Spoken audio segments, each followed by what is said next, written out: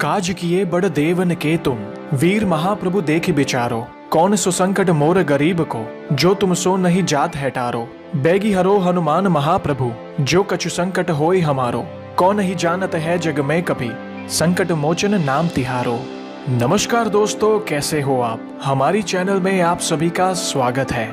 मैं हूं आपका दोस्त जयेश। और दोस्तों, आज की श्री हनुमान जी के चमत्कार से जुड़ी सच्ची घटना हमें भेजी है फरीदाबाद से हमारी सब्सक्राइबर और श्री हनुमान जी की भक्त ने।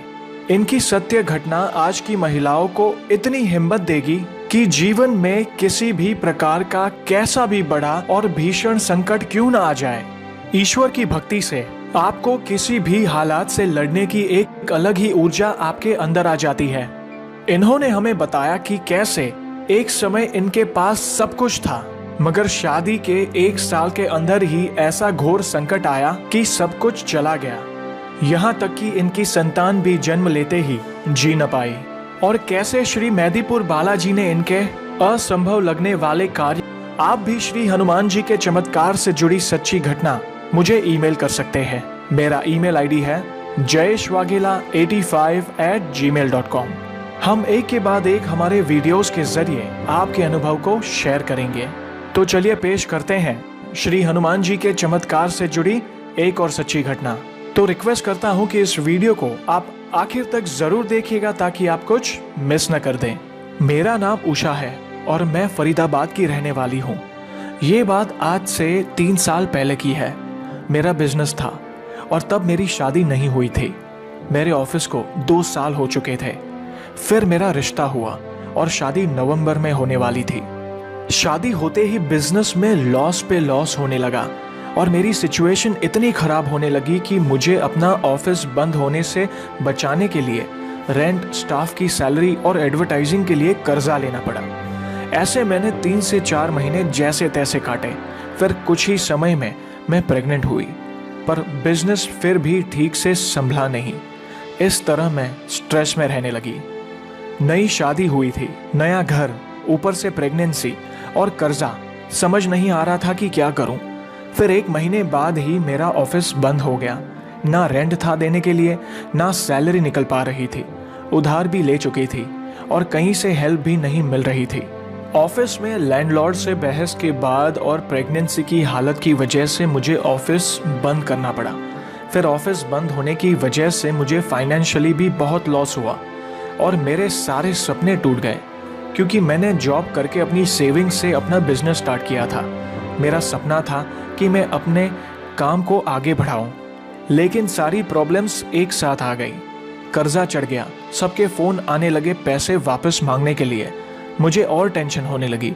मैंने सबसे कहा कि मैं जॉब ज्वाइन करूंगी और धीरे धीरे सबके पैसे वापस लौटा दूंगी, पर मैं वो भी नहीं कर पाई।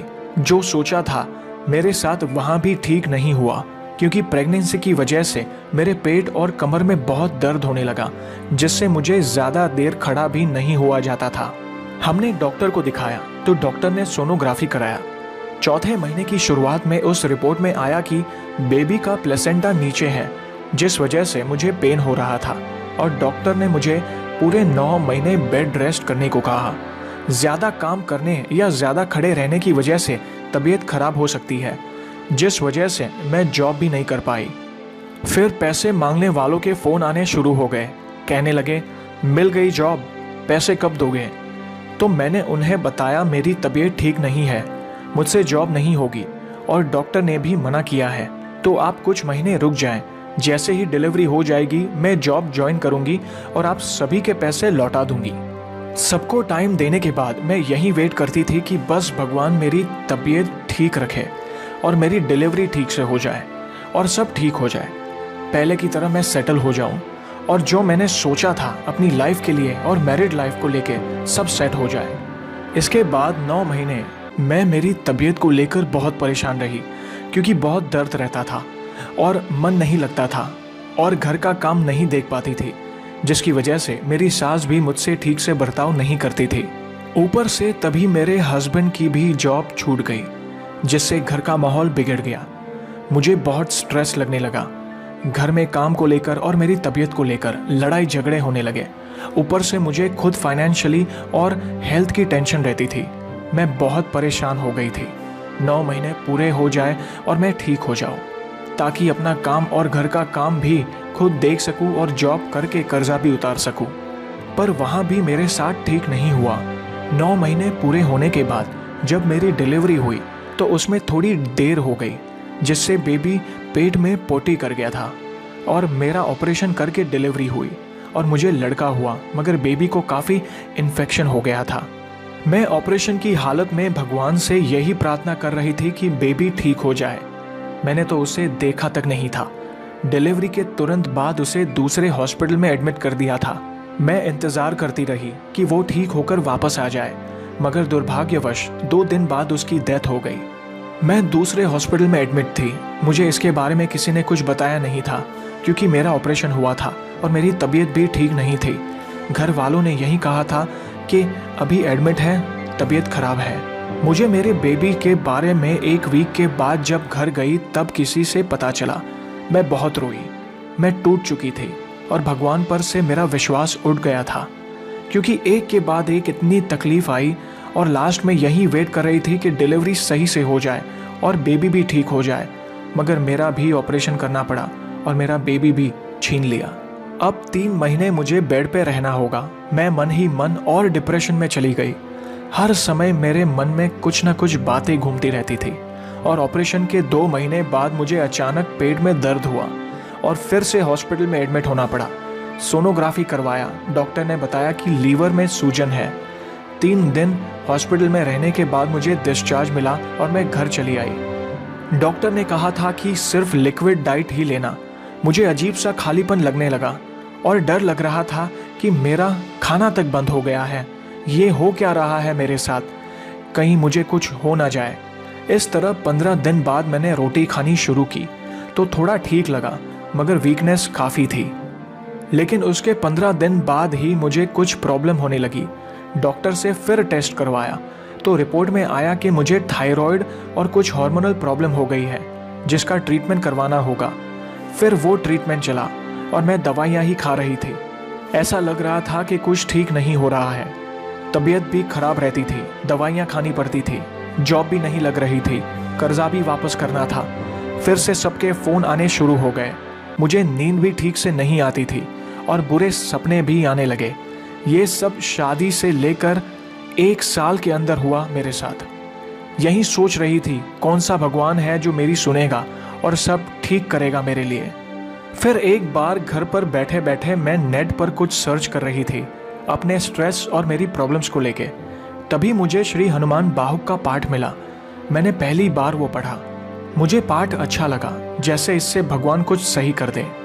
मैंने रोज श्री हनुमान बाहुक का पाठ करना शुरू कर दिया। मुझे पाठ शुरू किए 14 से 15 दिन ही हुए थे कि अचानक 14 जनवरी को मैं अपनी मम्मी के घर पे थी।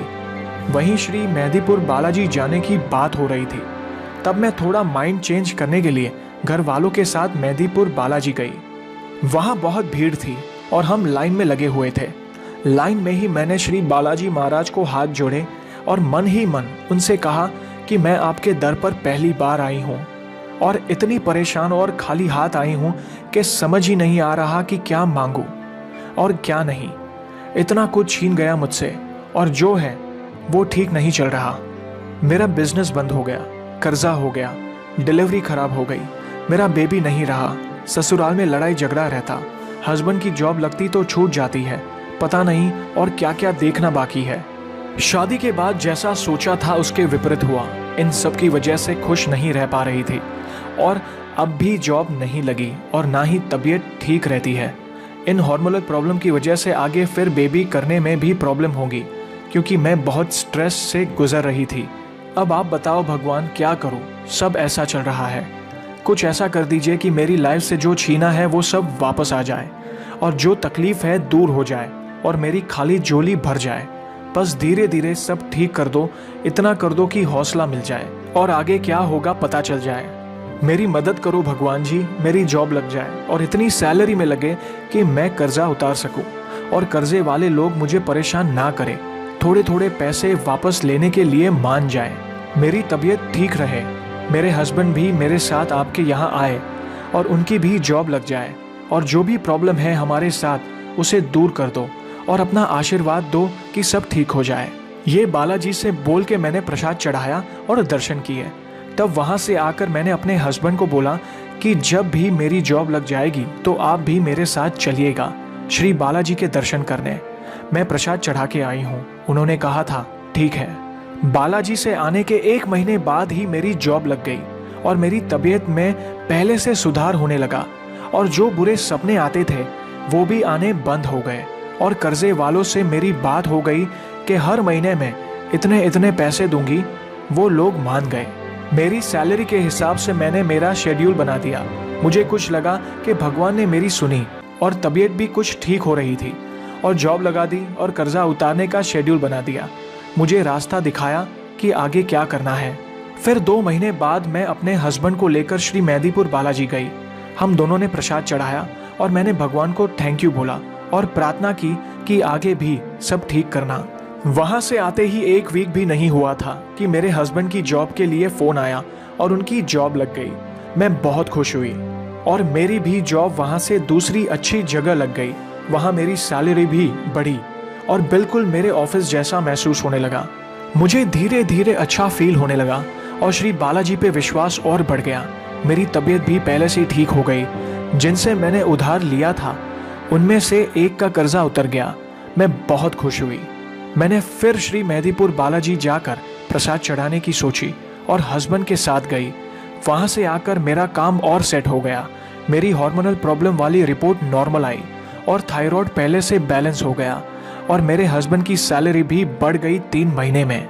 मुझे और खुशी हुई कि मुझसे ज़्यादा मेरे बालाजी को पता है कि मुझे कब क्या चाहिए और किसकी ज़रूरत है और कैसे ठीक करना है। वहाँ से आकर फिर मेरा किसी और का कर्जा भी उतर गया, क्योंकि मुझे 4 अलग अलग लोगों के पैसे देने थे, और मुझे था कि अब बाकी भी जल्दी से उतर जाए ताकि मैं फ्री हो जाऊं और आगे बेबी प्लान करूं। तभी मेरे ऑफिस के ओनर को कुछ प्रॉब्लम आ गई, जिसकी वजह से वो ऑफिस सेल आउट या बंद करना चाहते थे। मुझे टेंशन हुई कि ये बंद हो गया तो मैं क्या करूंगी, मैं कहां से बाकी का कर्जा चुका पाऊंगी।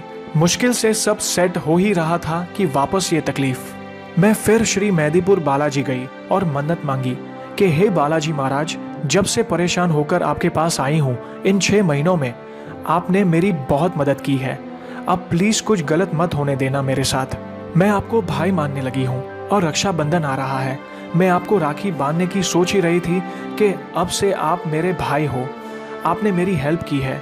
आगे भी भाई की तरह हमेशा मेरा साथ देना और मेरी जॉब बचा लो और ऑफिस बंद मत होने देना।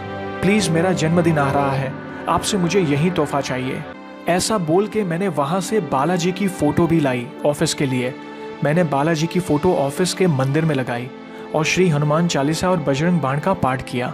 मेरे बालाजी ने मेरी हेल्प की और मेरा ऑफिस बंद होने से बचाया।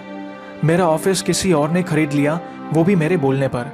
इस तरह मेरी जॉब बच गई और मेरी सैलरी भी बढ़ाई उन्होंने। इस तरह मेरा काम सेट हुआ और मैंने जो उधार लिया था वो मैं सबको उतारने लगी। श्री बालाजी को मानते हुए मुझे अभी 2 साल हो जाएंगे इस जनवरी में। मेरे बालाजी ने मुझे इन 2 सालों में बहुत सपोर्ट किया है। अब मेरा कर्जा भी उतर गया है। मेरी जॉब जहां लगी थी, आज भी मैं उसी ऑफिस में काम कर रही हूँ 1.5 साल से, जिसमें मुझे मेरे बिजनेस की कमी महसूस नहीं होती। मेरी तबीयत भी ठीक हो गई। जहां मेरे हस्बैंड की जॉब लगी थी वो भी वही काम कर रहे हैं।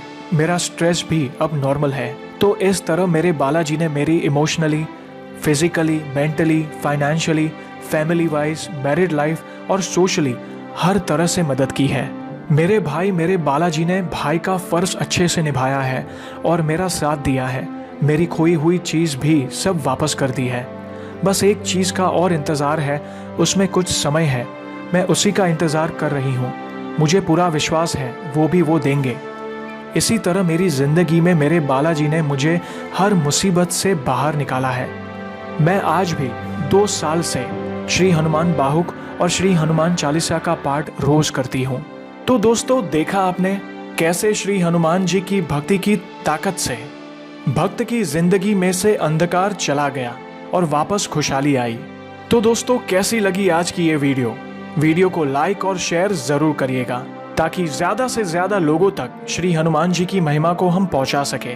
और जल्द ही हम आप सभी के लिए श्री हनुमान जी के चमत्कार से जुड़ी इंटरेस्टिंग वीडियो लेकर वापस लौटेंगे। तब तक जय श्री राम, जय हनुमान।